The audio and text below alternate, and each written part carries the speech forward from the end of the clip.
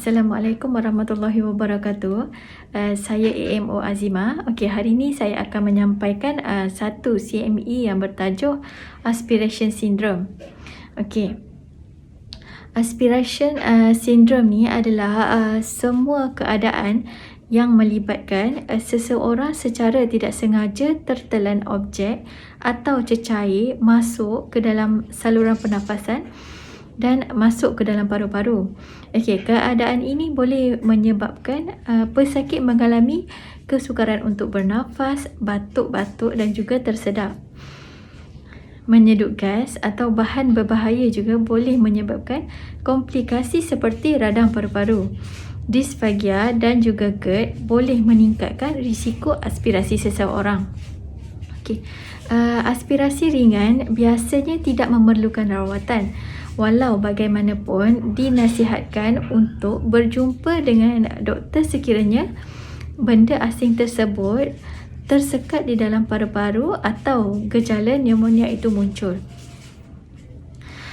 Bagi orang yang mempunyai aspirasi kronik, doktor akan merawat penyebabnya. Tetapi pertuturan juga dapat membantu meningkatkan teknik menelan dan mengawal lidah seseorang supaya dapat mengelakkan daripada terjadinya aspirasi. Okey. Aspirasi paru-paru adalah keadaan yang berlaku apabila seseorang menyedut benda asing ke dalam saluran pernafasan dan masuk ke dalam paru-paru mereka. Okey, selalunya berlaku apabila sesuatu yang dimakan atau diminum oleh seseorang dengan cara yang tidak betul. Okey, aspirasi juga boleh berlaku apabila seseorang secara tidak sengaja tertelan air liur seperti tertelan air ketika berenang, tertelan muntah dan juga terhidu asap yang beracun ataupun habuk.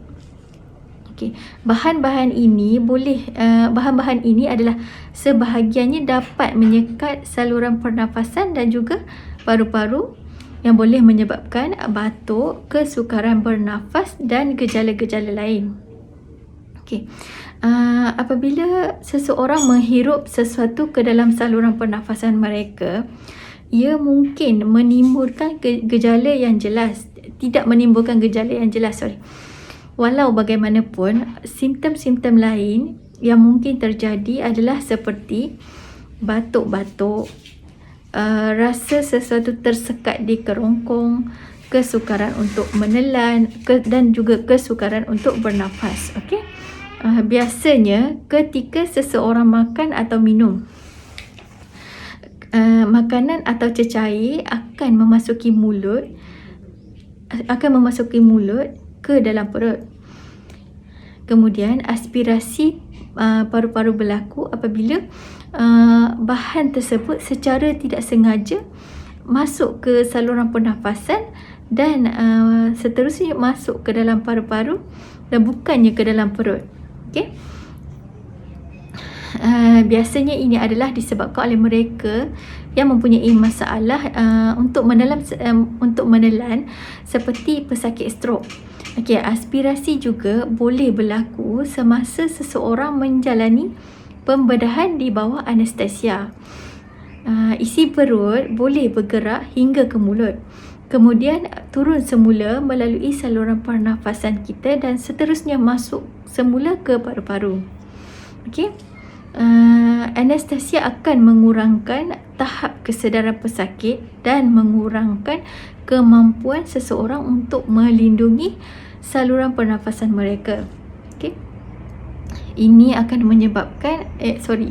meningkatkan risiko aspirasi itulah. Okey, sebab itulah doktor akan meminta pesakit untuk berpuasa sebelum menjalani apa-apa prosedur yang melibatkan pembedahan. Okey, risiko pesakit yang mengalami strok adalah lebih tinggi berbanding pesakit-pesakit lain kerana disfagia atau kesukaran untuk menelan, gag refleks yang lemah atau tidak ada, pergerakan fizikal yang kurang, dan selain itu gangguan neurologi juga seperti penyakit Parkinson juga boleh meningkatkan lagi risiko untuk aspirasi. Faktor tambahan yang boleh meningkatkan aspirasi seseorang termasuk mabuk atau drug overdose, di mana boleh menyebabkan gangguan kesedaran dan refleks, dementia, gastroesophageal reflux disease atau GERD. Okey. Aspirasi boleh menimbulkan masalah tambahan kepada pesakit. Sebagai contoh, apabila seseorang menghirup sesuatu yang mengandungi bakteria yang berbahaya ke dalam paru-paru, ini boleh menyebabkan jangkitan dan keradangan kepada paru-paru. Okey, keadaan yang disebut aspiration pneumonia. Okey. Simptom aspiration pneumonia boleh merangkumi batuk yang berpanjangan, boleh menyebabkan batuk berdarah, demam, sakit dada, keletihan dan juga kesukaran untuk bernafas.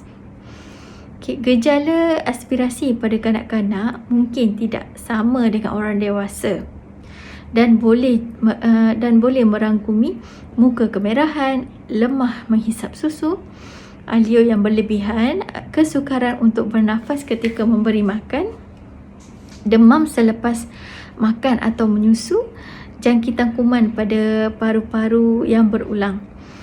Okay, faktor risiko aspirasi pada kanak-kanak boleh merangkumi GERD, lelangit sumbing atau cleft palate, keadaan neurologi seperti cerebral palsy, peramatang dan juga penyakit jantung yang kronik. Okay.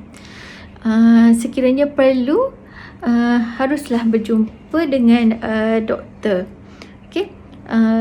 Aspirasi yang ringan biasanya tidak memerlukan rawatan doktor, tetapi segera berjumpa dengan doktor sekiranya terdapat sebarang masalah. Sebarang masalah itu seperti tercekik atau saluran pernafasan tersumbat, berbunyi ketika bernafas, muka kebiruan dan juga sakit dada. Okay, gejala aspirasi tidak selalunya muncul dengan segera ya.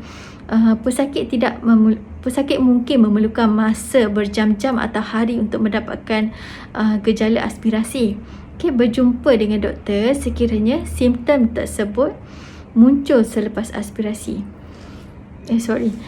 Berjumpa doktor sekiranya simptom berikut muncul selepas aspirasi, seperti demam, peningkatan pengeluaran air liur, batuk yang kronik, batuk berdarah atau air liur yang berbau busuk. Okey. Rawatan untuk aspirasi adalah bergantung kepada keterukan gejala seseorang. Dalam beberapa keadaan, rawatan tidak diperlukan. Pesakit perlu dipantau dan akan dimasukkan ke ward. Okay, untuk monitor tahap oksigen dalam badan pesakit, dan juga pesakit perlu melakukan ujian X-ray. Dan dalam kes yang teruk pula, pesakit mungkin memerlukan antibiotik untuk melawan keradangan paru-paru. Bagi orang yang menghidap radang paru-paru, doktor boleh menetapkan antibiotik yang perlu untuk membantu melawan jangkitan kuman. Okay. Apabila aspirasi berpunca daripada stroke, terapi pertuturan dapat membantu meningkatkan refleks menelan seseorang dan menurunkan risiko aspirasi. Okey, perubahan diet dan gaya hidup juga dapat membantu merawat aspirasi yang berulang. Sekiranya tidak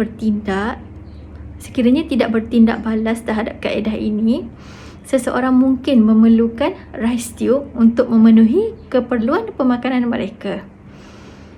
Okey, seseorang boleh mengambil langkah-langkah untuk mengurangkan risiko aspirasi paru-paru, termasuk mengambil sedikit makanan dan mengunyah secara perlahan-lahan. Juga mengelakkan daripada mengambil makanan yang sukar untuk dikunyah seperti daging, dan mengelakkan daripada makan atau minum sambil berbaring, dan juga elakkan memberi makanan kepada kanak-kanak yang mudah tersedak seperti kacang. Okay.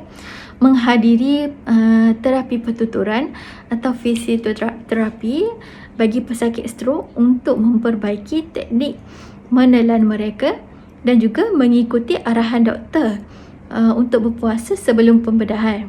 Selain itu, berbincanglah dengan doktor mengenai ubat-ubatan yang boleh mempengaruhi menelan seseorang. Okey, sekian, terima kasih. Selamat menjawab soalan.